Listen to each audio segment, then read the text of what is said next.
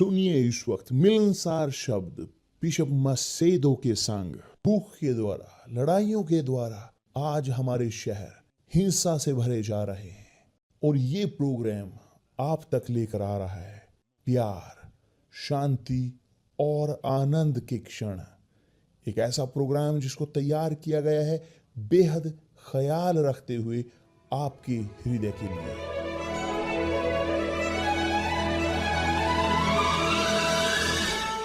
और अब आपके साथ मिलनसार शब्द बिशप मसेदो के।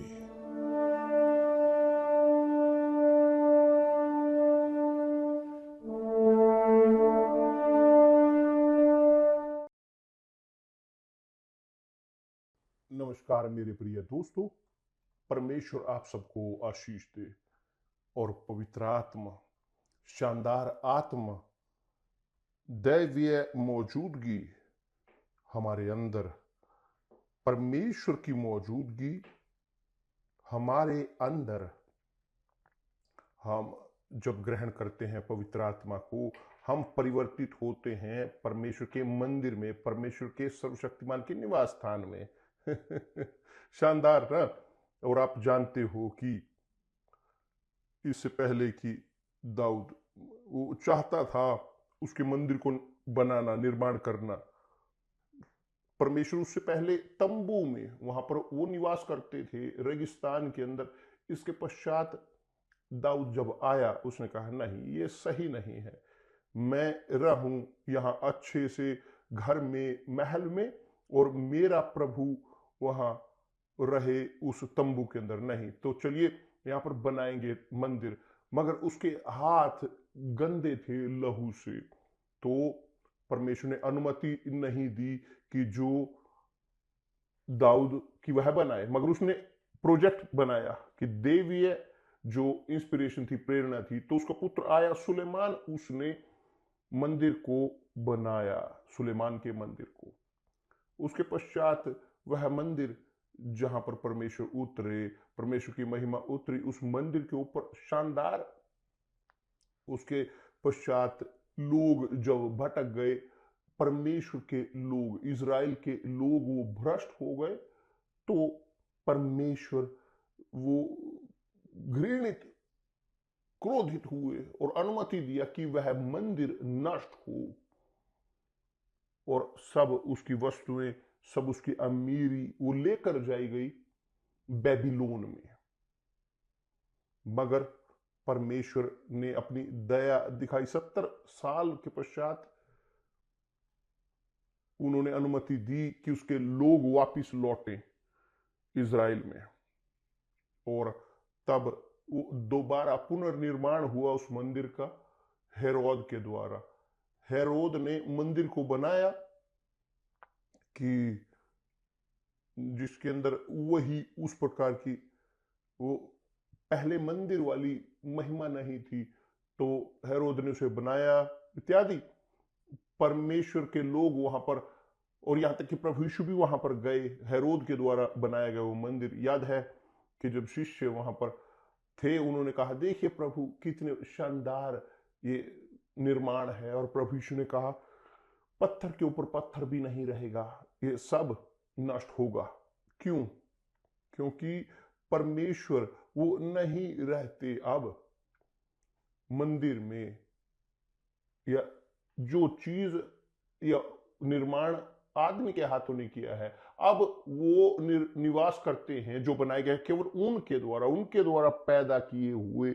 जब एक व्यक्ति पैदा होता है जल और पवित्र आत्मा से, तब वे परिवर्तित होते हैं जीवित परमेश्वर के मंदिर में। तब जी हां, परमेश्वर खुश, प्रसन्न होते हैं, आनंदित वे जीते हैं उनके अंदर जो वास्तविक तौर पर पैदा किए गए हैं उनके द्वारा, वास्तव में पैदा हुए हैं उनके द्वारा।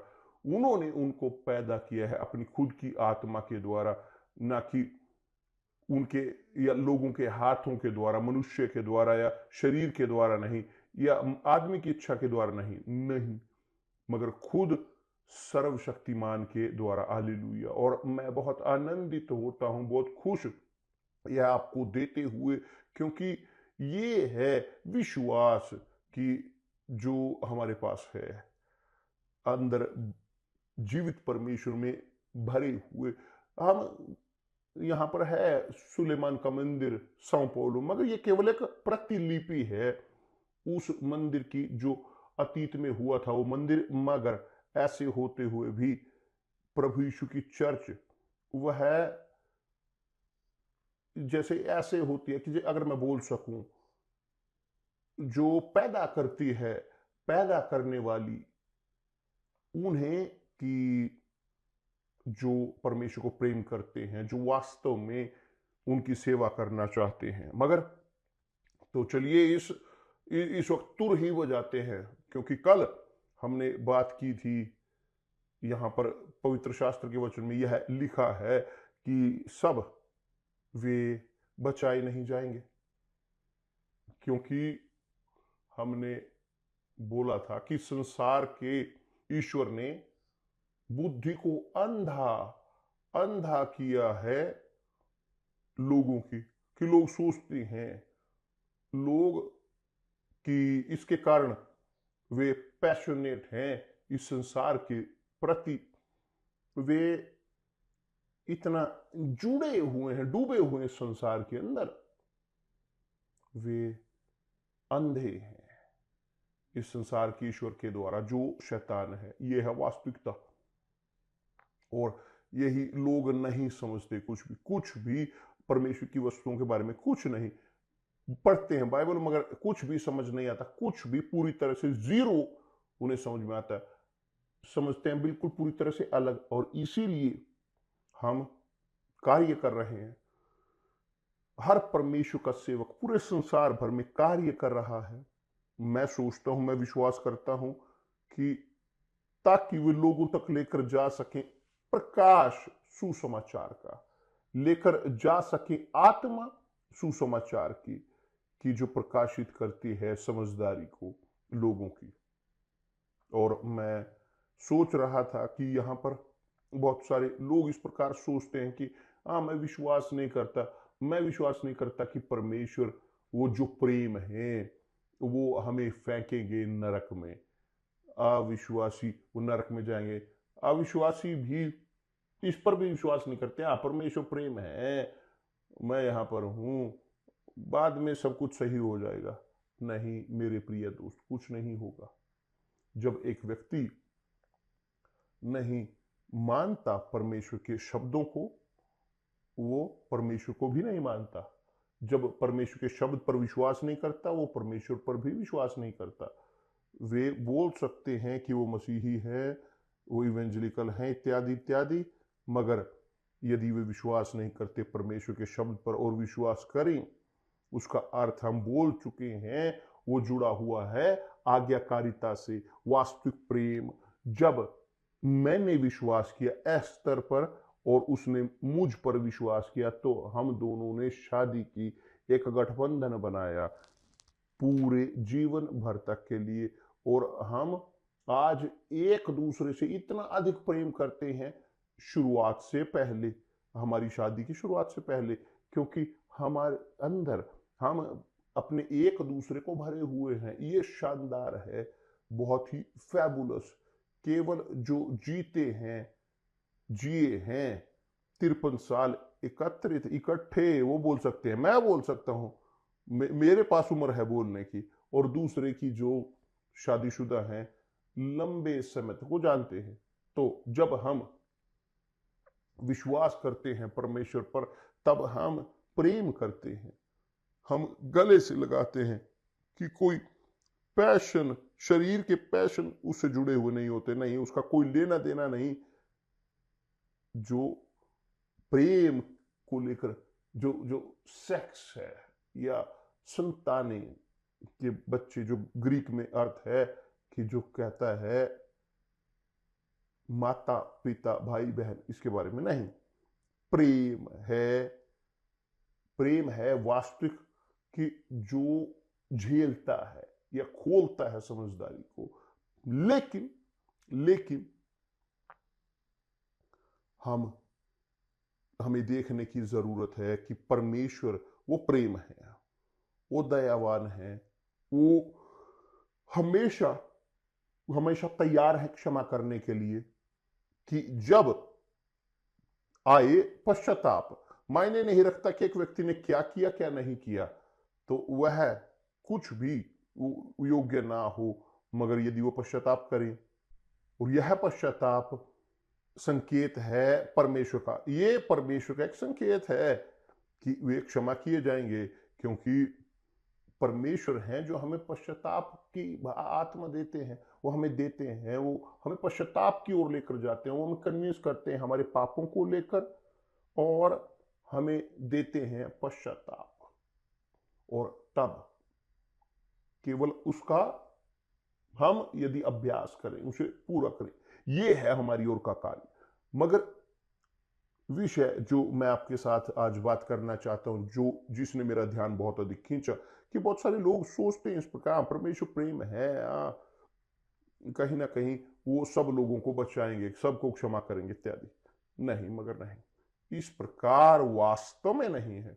मैं आपको बोलता हूं कि परमेश्वर प्रेम करते हैं, वो प्रेम है, परमेश्वर प्रेम करते हैं, वो दयावान है, मगर परमेश्वर वो घृणा भी करते हैं। आप जानते हो ये, परमेश्वर वो भी घृणा करते हैं। और मैं चाहता हूं कि बाद में आप पढ़ें भजन संहिता 78, भजन संहिता 78। यहां पर वो लिखा है कि क्यों परमेश्वर घृणा करते हैं।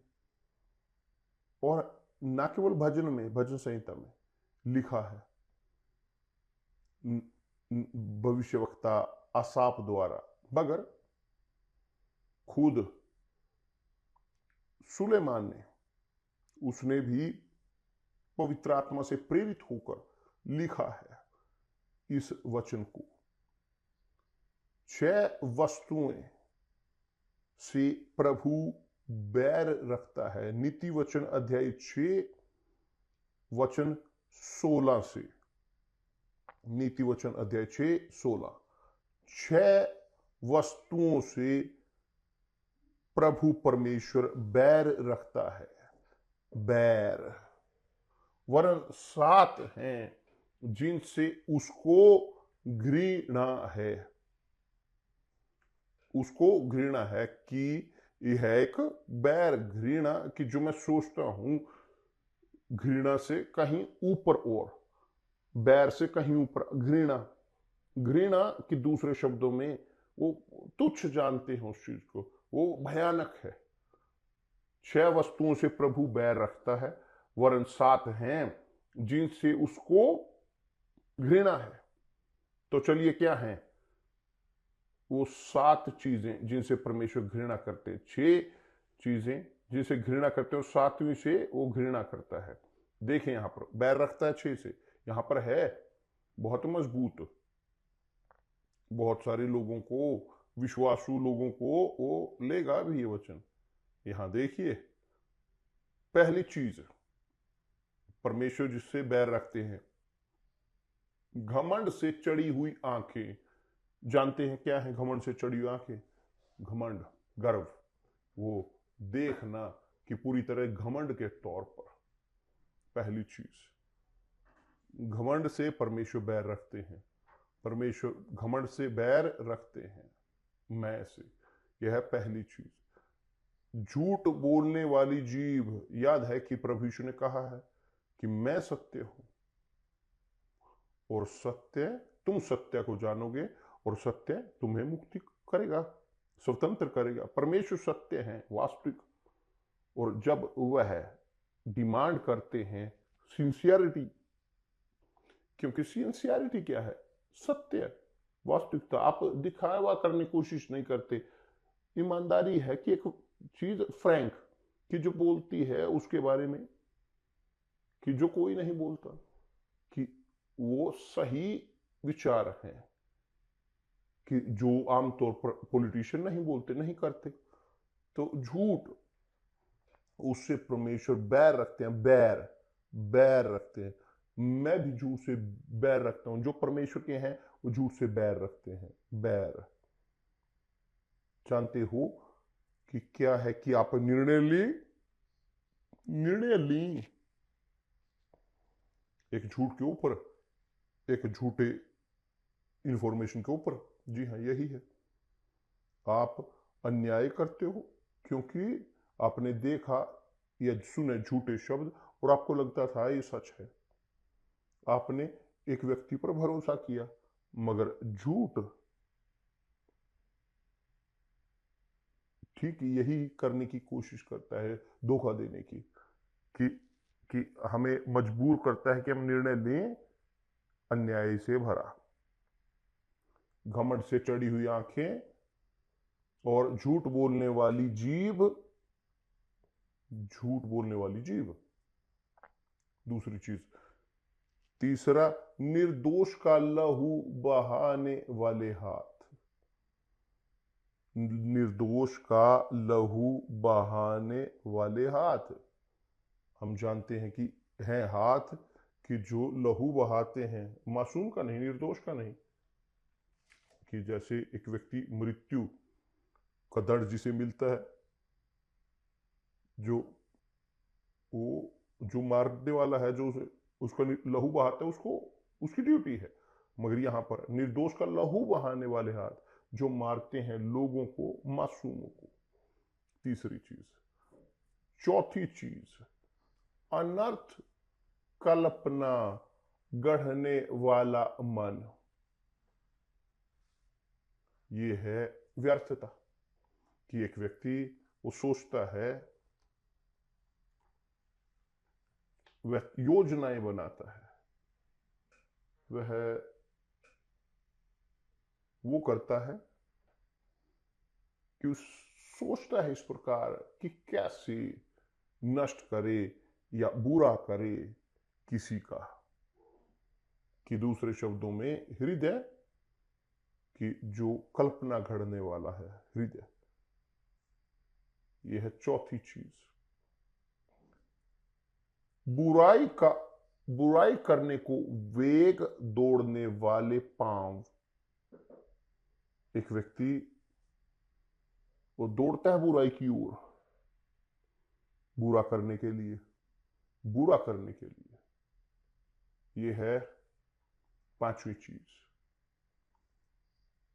छठी चीज जिसे परमेश्वर बैर रखते हैं, वो है झूठ बोलने वाला साक्षी। कि जो झूठ बोलता है, देखिए यहां पर झूठ बोलने वाला साक्षी, कि जो झूठ को बढ़ावा देता है। और अब आता है सातवीं चीज, कि जिससे बैर से अधिक उसे घृणा करते हैं। कि भाइयों के बीच में झगड़ा उत्पन्न करने वाला मनुष्य। ये है विश्वासु, वो विश्वासु कहने वाले जो इधर की उधर लगाते हैं। कितने सारे लोग वे विश्वास को छोड़ देते हैं। कितने सारे लोग त्याग देते हैं विश्वास को, अपने संबंध को अंतरंग परमेश्वर के साथ, क्योंकि उनको अपमानित या निंदित अन्याय के साथ, ये नहीं कि अन्याय नहीं, चाहे किसी भी तरीके से, मगर वो शिकार बनते हैं झगड़ों का, जो पैदा किए जाते हैं खुद शैतान के द्वारा, उन लोगों के मुंह के द्वारा जो झूठे पैदा हुए होते हैं परमेश्वर से। हम पैदा होते हैं शरीर, लोग जो शरीर से, आदमी की इच्छा से पैदा हुए हैं, लोग जो लहू से पैदा हुए हैं, मगर परमेश्वर से पैदा हुए नहीं हुए। जब एक व्यक्ति नहीं है परमेश्वर से पैदा हुआ, वे इस प्रकार हैं, वे भाइयों के बीच झगड़ा उत्पन्न करते हैं। भाइयों के बीच। और इसके कारण बहुत सारे लोग विश्वास को छोड़ देते हैं। त्याग देते हैं विश्वास को। इसीलिए हमारी यहाँ पर आदत है कि हमें खुद को अपने खुद के विश्वास का इस्तेमाल का ख्याल रखने की जरूरत है। मैं नहीं जानना चाहता था दूसरों ने क्या किया, दूसरे क्या कहते हैं, असिस्टेंट ने क्या किया, उसने क्या किया। मैं नहीं जानना चाहता था इन झगड़ों के बारे में, इन चीजों के बारे में। मेरा विश्वास बहुत ही कीमती था। मेरा संबंध परमेश्वर के साथ बहुत ही बेशकीमती है, मगर बहुत ही महत्वपूर्ण। मैं उसे छोड़ नहीं सकता। मैं अपने हृदय को गंदा नहीं होने देना चाहता ये के कारण, या ची ची ची या जो झूठ की खबरें हैं चर्च के बीच। ये होता है चर्चों के बीच, क्योंकि चर्च वो स्थान है कि जहां पर लोग एकत्र होते हैं, ग्रुप एक प्रकार के, हर प्रकार के लोग वहां पर एकत्रित होते हैं, हर प्रकार के विश्वास के, और वो जाते हैं वहां पर और परमेश्वर की खोज में वहां पर जाते हैं, और बहुत परमेश्वर के शब्द से वो कन्विंस होते हैं, वहां पर रहते हैं, मगर वहां पर परमेश्वर के शब्द के प्रति नहीं लौटते। और इसके कारण वे वहां हैं जैसे जंगली पौधा हो। जंगली पौधा तैयार घोंटने के लिए उन्हें कि जो गेहूं के पौधे हैं। तो मेरे प्रिय दोस्त, परमेश्वर घृणा करते हैं, घृणा उनकी कि जो झगड़ा पैदा करते हैं, या बेहतर वो घृणा करते हैं यहां तक कि उस बैर से ऊपर वो उस घृणित जानते हैं। 6 चीजें जिनसे परमेश्वर बैर रखता है, वरन 7 जिनसे उसको घृणा है। आप ये पढ़ सकते हैं नीति वचन अध्याय 6 और वचन 16 से 19 तक पढ़ें, पूरा ख्याल रखते हुए ध्यान से मेडिटेट करें इन वचनों के ऊपर, क्योंकि ये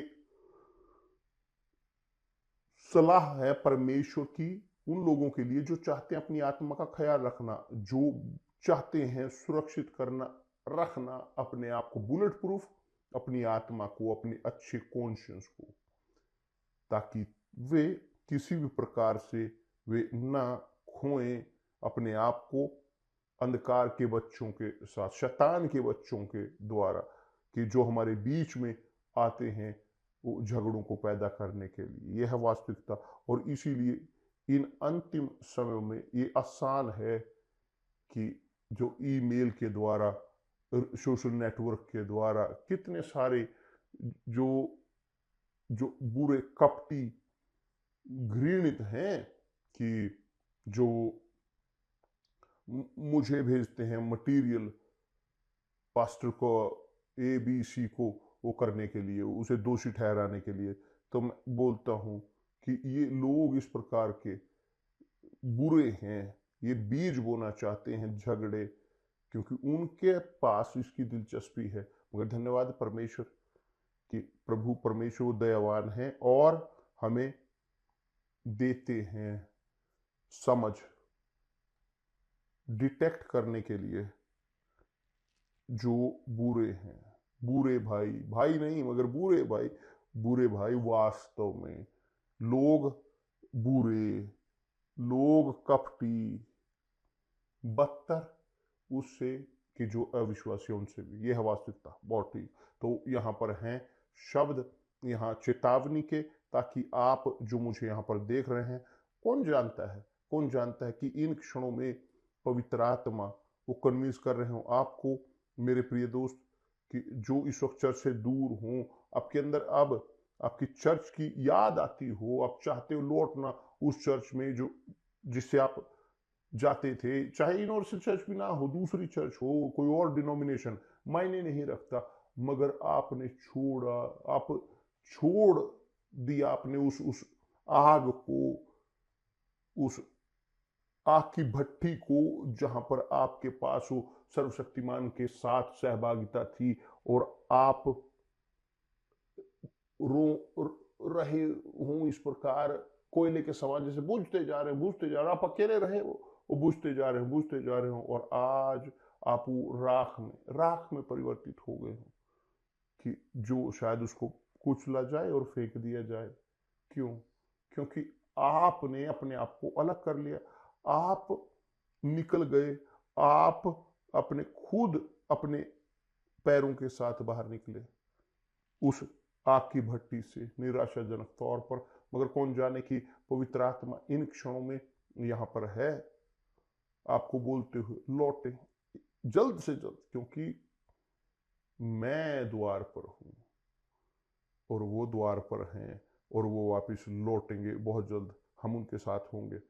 हम महसूस कर सकते हैं वो सुगंध हमारे प्रभु यीशु मसीह की, वास्तव में उन तथ्यों के साथ कि जो होता आ रहा है पूरे संसार भर में, पूरी धरती पर और यहाँ तक कि चर्चों के अंदर भी।